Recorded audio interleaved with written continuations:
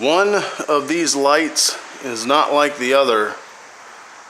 It's pretty easy to figure it out, especially when you look at it like this. Converting fluorescent T8, T12 fixtures to LEDs coming up next. Stand by.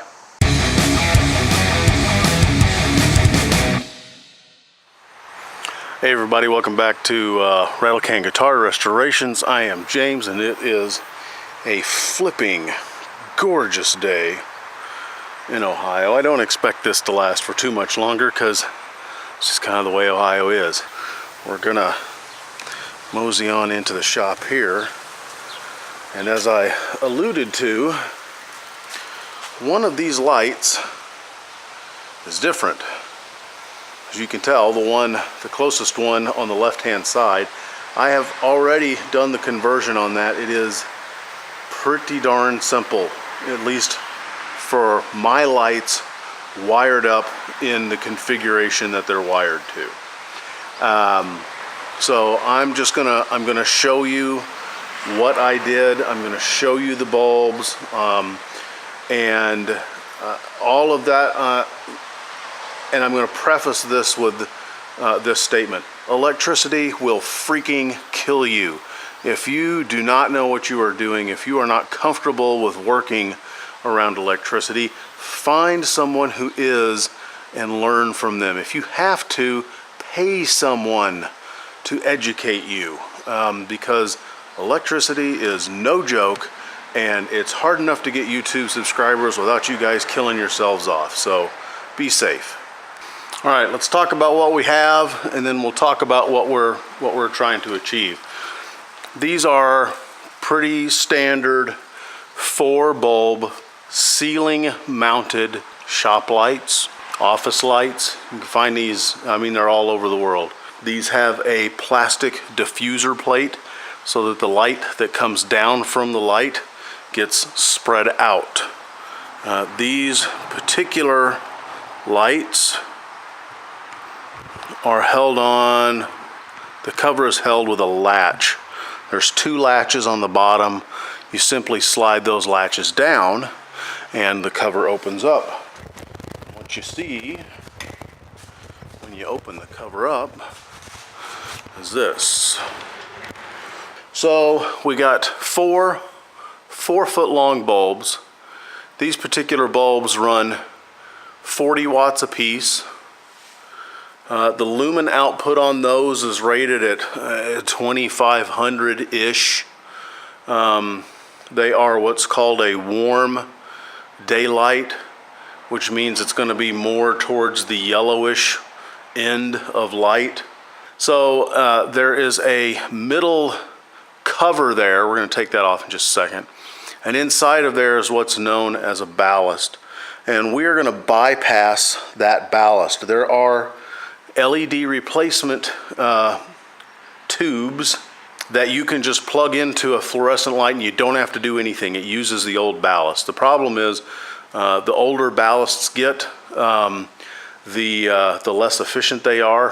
Ballasts also have a temperature rating, in case you didn't know that. The ballast that I pulled out of the light I've already converted says that if they're FT 40 watt bulbs, which mine are, then the minimum starting temperature is 50 degrees. If it gets less than 50 degrees, it's kind of hard to get the things to work. Let's see if we can get this to, oh, there we go.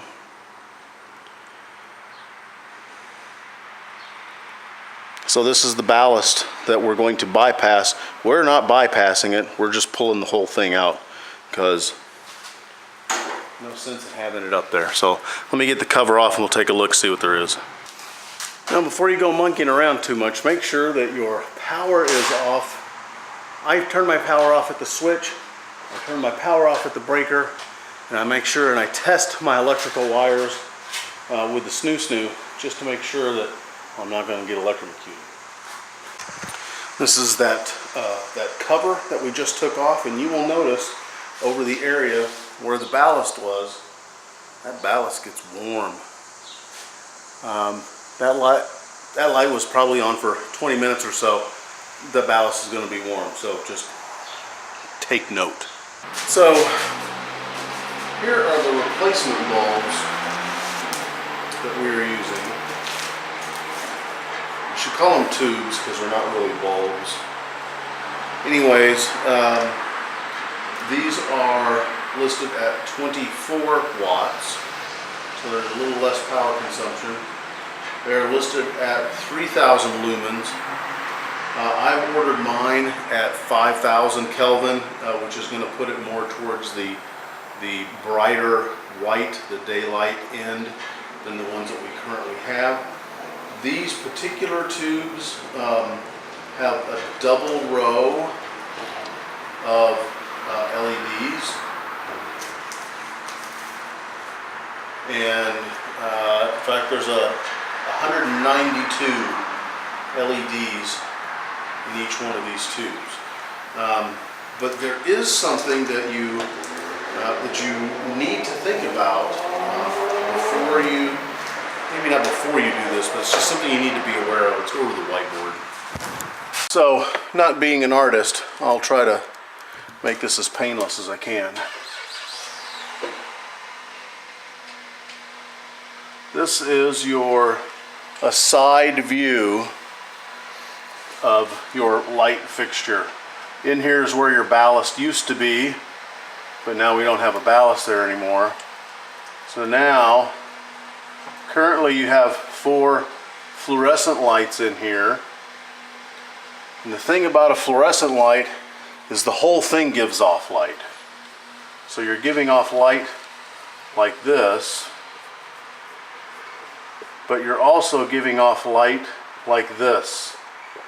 And this is bouncing and coming down and reflecting and coming down. So now you'll have light kind of coming off at this super wide angle.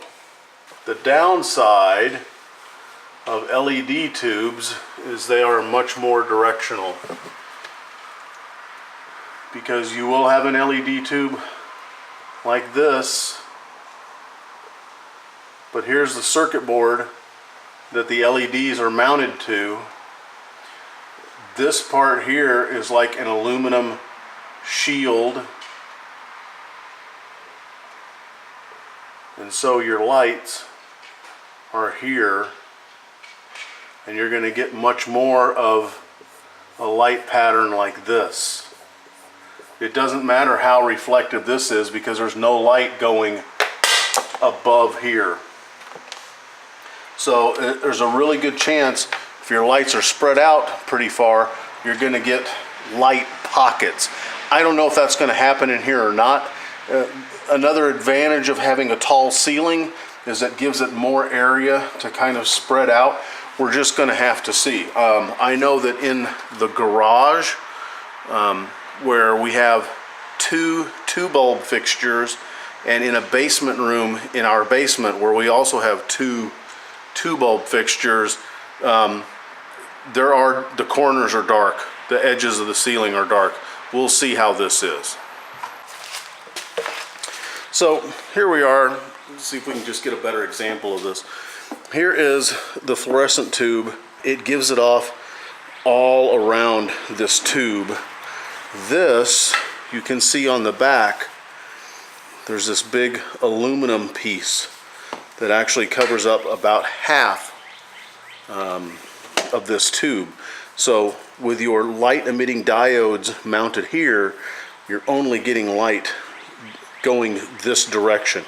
Now, some of the 2 bulb fixtures, your tombstones, which you mount these into, they're not straight up and down, they're canted a little bit. So it's going to spread your light out a little bit. All of these fixtures that we have in the ceiling, all of our tombstones are straight up and down. So again, I'm not telling you it's bad, I'm not telling you it's good, it's just kind of the way it is and something you need to be aware of. So what's the big deal? Let's do this one first. So there is my fluorescent tube, and here is my LED tube. Notice the difference in the color. This is gonna err on the yellowish side. This one is going to be on the bluish or the whitish side. And so these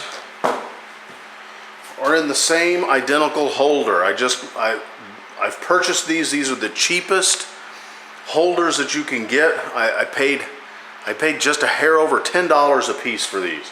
So we're gonna take the bulbs out of both of them, and we're gonna look, and we're gonna see what's going on here. All right, we got the covers off of these. This is our normal stock fluorescent light. I have my hot and my power coming in to the ballast, and then I have two lines coming to this end. Then I have one line going to this end. This ballast steps up the voltage so that you can basically cause the vaporized mercury in a fluorescent tube to give off UV light, which then is going to react with the phosphorus coating on the inside of your fluorescent tube, therefore making visible light. We're going to get rid of this, and we're just going to connect these two up. So here I have my my hot and my coming in. I have connected to my, in this case, these wires are blue, which are supplying power to this end of the fixture. And then I have connected my hot lead to these other two. That's what we're doing. And you do it as easy as this.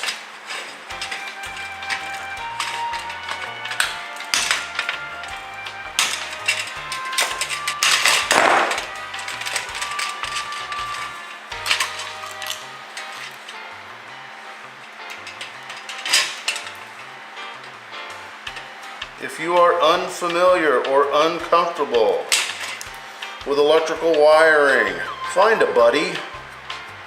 Find someone who will teach you how to do this, or will do it for you, or do it with you. Because as we said in the very beginning of this, electricity will freaking kill you. That's better.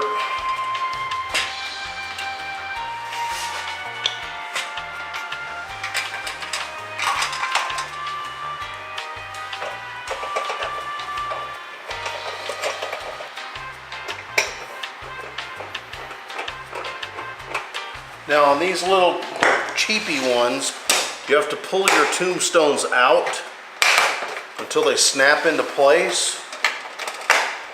And also, remember I mentioned earlier how some of them will splay out. See how they're angled out? Get a little bit of a better spread because of the directional nature of our LEDs.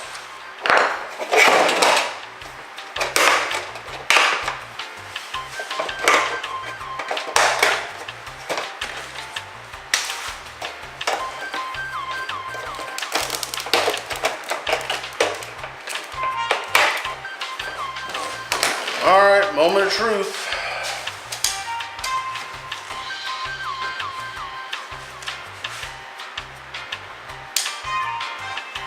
There we go. It's not terribly difficult, but if you don't know what you're doing, you could really get hurt. So again, I'm telling you, find someone that can help you with this. I'm not telling you how to do this. I'm showing you what I did. Your situation could very well be different. Do you know whether your tombstones are shunted or unshunted? That makes a difference. Do you know if your LED tubes are single or double-ended, or single or double powered? Because it makes a difference. Are your LED tubes, do they work with the ballast, or are they ballast bypass? Because it makes a difference. Find someone that can help you out. So there you go. It's a fairly straightforward conversion once you have all your questions answered. So I'm James. You guys have a great weekend. Cheers.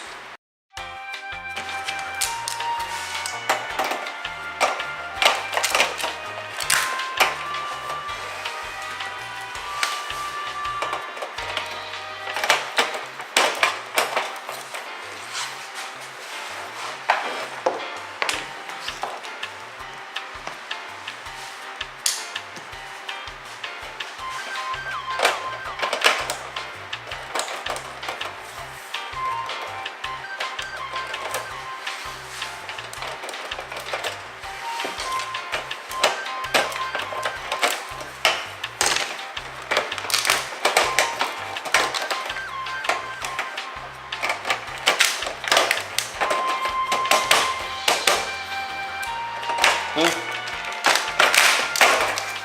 like I got a dead tube.